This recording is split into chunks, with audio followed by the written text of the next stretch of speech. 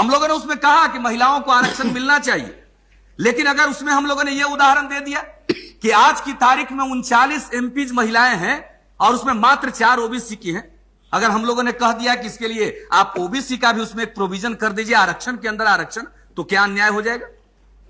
National women commission बना हुआ है अध्यक्ष महोदय, उसमें ओबीसी के लिए कोई रिजर्वेशन का प्रावधान नहीं है, एक भी मेंबर, यह प्रावधान नहीं है कि एक मेंबर ओबीसी का होगा।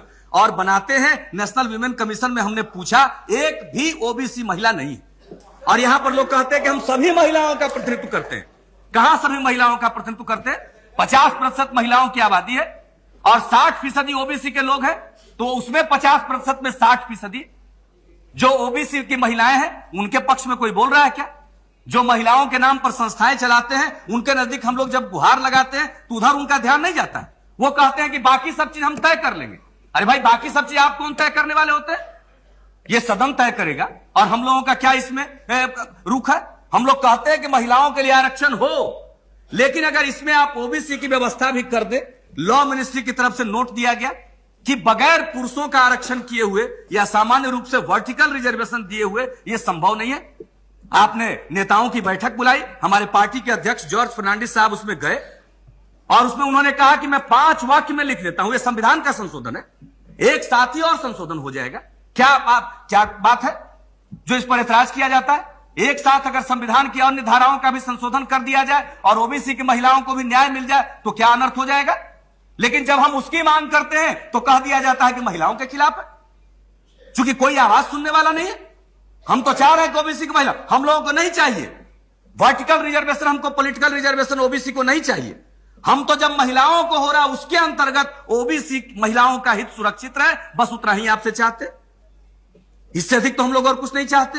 लेकिन बहस को उस दिशा में नहीं ले जाया गया। आपको मैं निजी बातचीत का हवाला नहीं देना चाहिए, लेकिन आज जब लॉ मिनिस्टर मुझसे जब मैं मिला तो उनके ऊपर भी था असर था कि मैं इस बात को नहीं समझ रहा था। उनके मन में भी था कि शायद हम लोग संपूर्ण इस लोकसभा में रिजर्वेशन चाह रहे हैं कि ओबीसी को रिजर्वेशन मिल जाए। नहीं अध्यक्ष महोदय, हम तो जो रिजर्वेशन आप दे रहे हैं उसके अंदर जो पिछड़े वर्ग की महिलाएं हैं उसका भी स्थान आरक्षित करना चाहते हैं। कहीं ऐसा ना हो कि उसके लिए दरवाजा बंद हो जाए और मुझको बोलने के लिए ना कहा जाए टिकट कितने लोग में कैसे लोगों को मिलेगा। Please conclude now. जो आगे रहेंगी, अध्यक्ष महोदय मैं अपनी बात समाप्त कर रहा हूं, जो महिलाएं आगे रहेंगी उन्हीं को टिकट मिलेगा। पिछड़े वर्ग की महिलाओं को अगर आरक्षण के अंदर आरक्षण हम नहीं देंगे तो उनको स्थान नहीं मिल सकता है। हमारी फरियाद बस इतनी है और यही आपसे निवेदन है कि इस पर और चर्चा कर लिया जाए। विवादित मुद्दों को हल करने का यह तरीका नहीं होता है कि पंच का फैसला मानेंगे लेकिन खूंटा यही गानेंगे। नियम कानून का हवाला दे दीजिए कि सिलेक्ट कमेटी में चला गया, नेताओं की बैठक में हो गया। अरे विवादित मुद्दे का समाधान क्या दिल खोल करके करने का प्रयास हुआ है? नहीं हुआ है, हमारा आरोप है।